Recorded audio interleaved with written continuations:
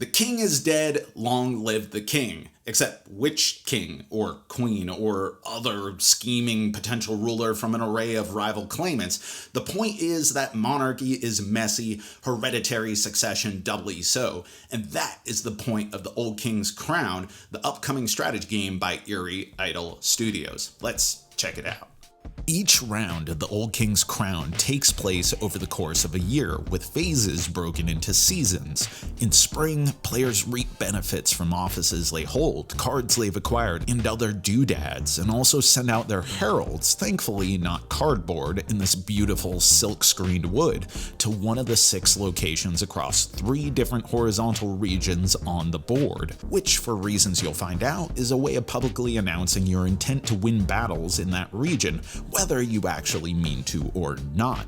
Then, in summer, it's time for war, and players simultaneously deploy 1 card face down to each of the 3 regions, along with some mercenary companies, if held in supply, then optionally send a 4th card to the Great Road, where you can obtain powerful kingdom cards with persistent and triggerable effects. During autumn, the deployed cards are revealed, any of their applicable keyword abilities are resolved, along with each player's exhaustible tactics cards with autumn abilities and any other autumn abilities listed here and there. But brass tacks, whoever has the highest strength in the region wins, selecting the benefit from one of the 2 locations in that region, which, if it has your own herald, you can get an additional point from the bank, or if cohabitating with another herald, you can also steal one from that player.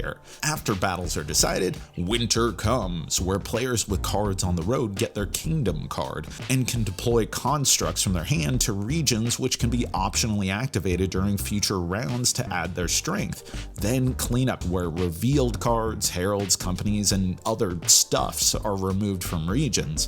Players can retire used cards, permanently removing them from their pool to regain lost companies. You check to see if someone has enough points to win, and if not, the game continues.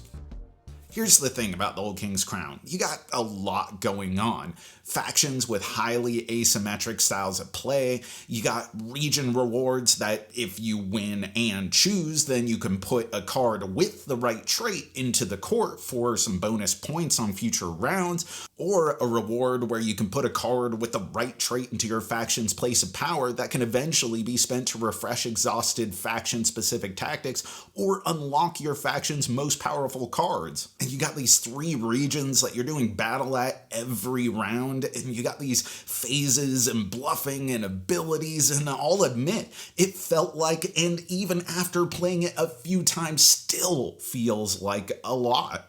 But for all that, the core concept of deploying cards, having the highest strength to win regions, get rewards, which might be or ultimately lead to points to win the game, is pretty straightforward. It's just the game gives a lot of latitude in how you approach that straightforward concept, with loads of nuance, speculation, goading, and bluffing abound.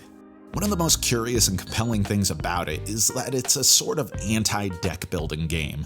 Each faction has their own small set of gorgeously illustrated cards, which is no surprise considering the lavish production in general, and like a deck building game, cards played end up by default in the discard pile, and if you run out of cards to draw from your deck, you shuffle your discard and draw up. Except unlike a deck building game, you won't be adding new cards, for the most part.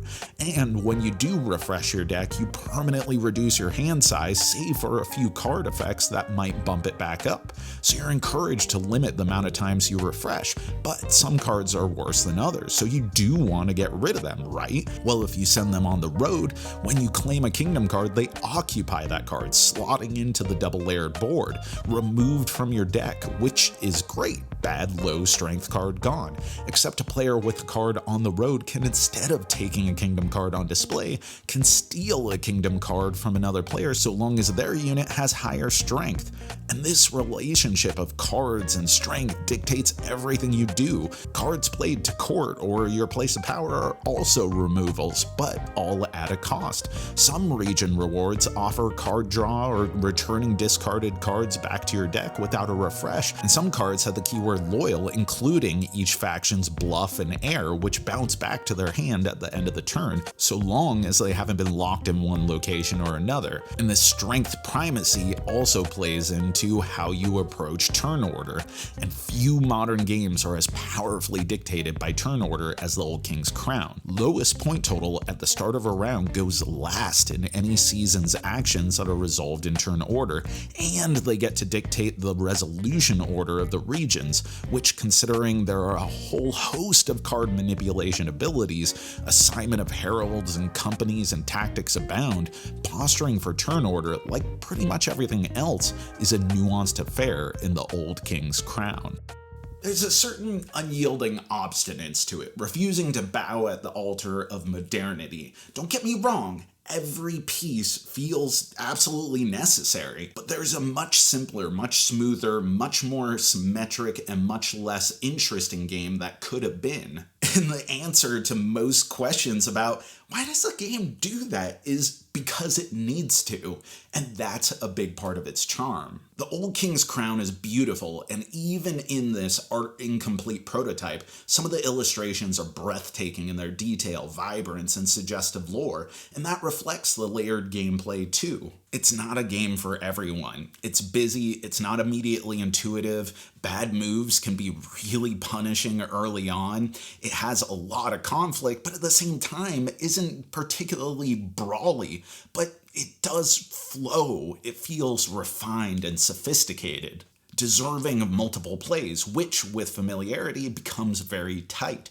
doing an admirable job suiting its varying play counts and scratching familiar itches while being completely unconventional in a saturated space. For me, the Old King's Crown definitely earns its keep and is one of the most fascinating debuts in a long time.